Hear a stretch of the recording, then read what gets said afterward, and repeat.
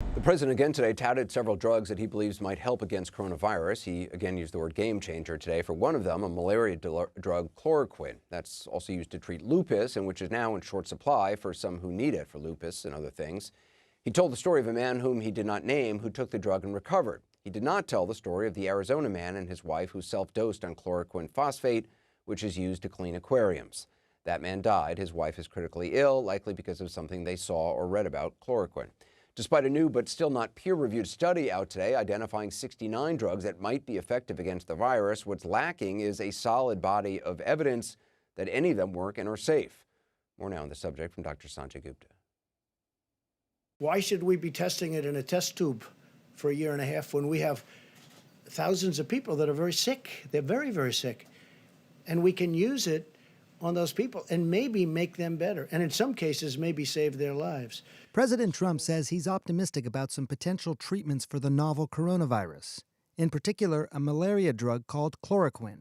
You know, this has been something that's been around for many years. It's been phenomenal, strong, powerful drug for malaria.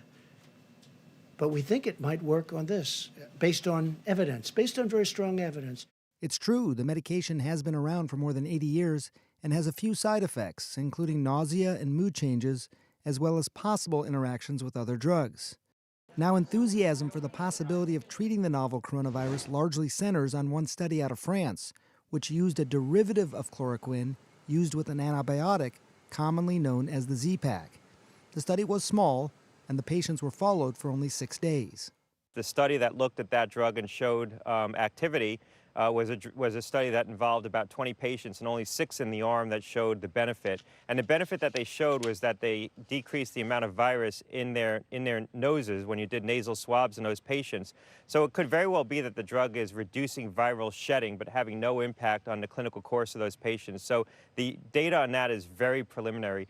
We took a closer look at the study, and here's what we found. There were originally 26 patients in the study who were treated. 20 completed the trial. 1 left the hospital before the trial ended. 1 couldn't tolerate the medication. 3 went to the intensive care unit. That's an 11% critical care rate. And 1 died, a 4% mortality rate. Now, those numbers are higher critical care and mortality rates than the general population of infected. But keep in mind again, it's a small study. There was another study from 2011 which found that while chloroquine was effective in the lab against the flu, it ultimately wasn't effective in humans. Look, that's why trials are needed, and they can be done quickly. Many labs in the World Health Organization had already started studying these drugs and dozens of others to help us find an answer for a disease that currently has no known cure. Using untested medicines without the right evidence could raise false hope and even do more harm than good and cause a shortage of essential medicines that are needed to treat other diseases. And at the end of last week, chloroquine was added to the American Society of Health System Pharmacists drug shortage list. So Sanjay, I mean, is there a timeline of just when more of these trials might be completed by? Well, you know, it's probably going to be a few months. You know, it's hard to say. There's 2 trials that are going on with chloroquine. One is for treatment, and one is to try and give more of as a prophylaxis to try and prevent people from getting as bad an infection.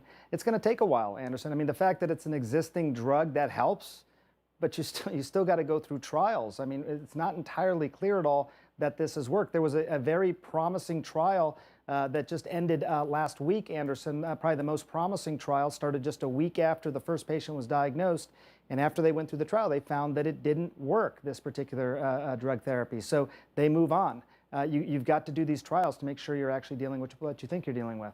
It is so interesting to have the President of the United States kind of touting these and the medical folks, you know, Dr. Fauci and others standing behind him, sort of not wanting to contradict him directly and say essentially, you know, there's a reason studies are done. Things might look good on paper or might look good in a test tube, but unless it's actually been legitimately studied, you can't say. But this president does say. Yeah, I mean, look, that was wild, frankly, to watch this back and forth between President Trump and and Dr. Anthony Fauci. I mean, Dr. Fauci was sort of just having to sort of fact check on the fly. But look, there's a lot of hunches out there. There's dozens of drugs that are being looked at right now. There's lots of hunches out there, but the reality is that most of them don't really get beyond phase 2 trials. So again, that's why you got to do the studies, Anderson.